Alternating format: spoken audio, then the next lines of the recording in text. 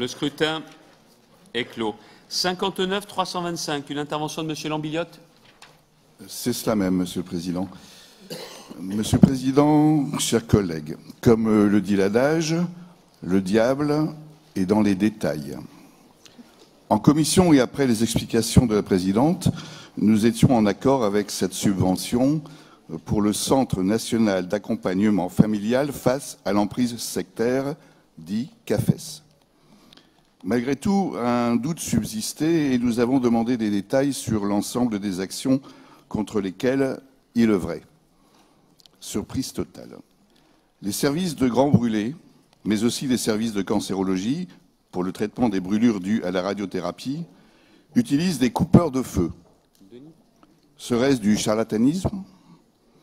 Utiliser l'hypnose, reconnue comme efficace dans la lutte contre le tabac, serait-ce du charlatanisme? Utiliser l'hypnose en chirurgie dentaire ou autre chirurgie lourde, serait-ce du charlatanisme? Monsieur le Président, la culture de nos territoires, ce sont les rebouteux, les magnétiseurs. Cette médecine parallèle soulage et entraîne une prise moindre de médicaments. Ces thérapies parallèles et alternatives, bien sûr, ne remplacent pas la médecine traditionnelle, mais sont complémentaires et reconnues de tous les temps. Monsieur le Président, l'acupuncture, la médecine chinoise sont des thérapies ancestrales, nous les connaissons tous. En voulant lutter contre le sectarisme, le CAFES n'est-il pas lui-même sectaire? Le CAFES veut lutter contre les dérives évangélistes. N'aurait-il pas oublié la dérive du fondamentalisme islamiste? Le CAFES se dit favorable au retour des enfants djihadistes, certes, sous certaines conditions. Cela rentre-t-il dans ses compétences? D'où ma question. N'est-il pas sectaire de choisir contre qui lutter et pas contre quoi? À la vue de ces explications, nous voterons contre.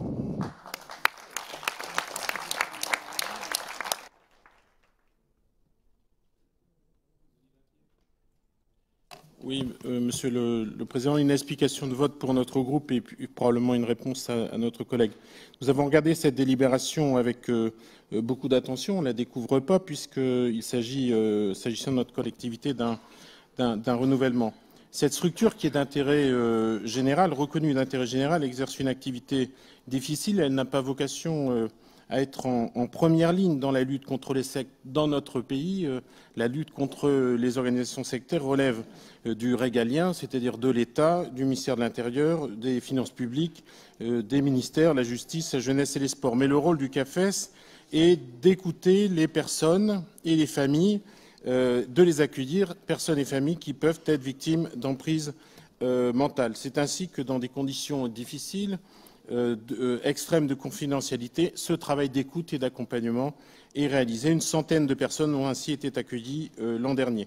C'est aussi, c'est important pour notre collectivité, un travail de prévention et de sensibilisation auprès d'un public lycéen et toute une batterie d'interventions auprès de différents secteurs, là aussi des services déconcentrés de l'État, la santé, le social, la police, la justice qui font appel au CAFES. Cette association fonctionne avec 2 salariés, une directrice qui est là depuis 13 ans, qui dispose d'une maîtrise de droit privé, et une chargée d'accompagnement familial dotée d'un master en sciences de l'éducation, donc 2 salariés, et un nombre très important de bénévoles et de psychologues et d'avocats qui accompagnent la structure. J'ajoute qu'elle travaille en lien avec la MIVILUT, qui est la mission interministérielle de vigilance et de lutte contre les dérives sectaires. Donc, vous voyez, les rôles sont bien différents. Donc, tout nous pousse, chers collègues, à vouloir continuer d'accompagner cette structure d'intérêt général sans qu'il soit besoin de revenir sur la question des médecines parallèles.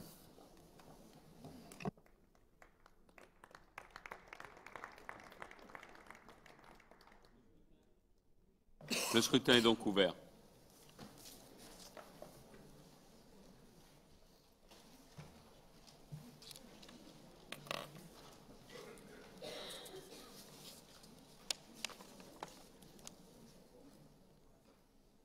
Le scrutin est clos.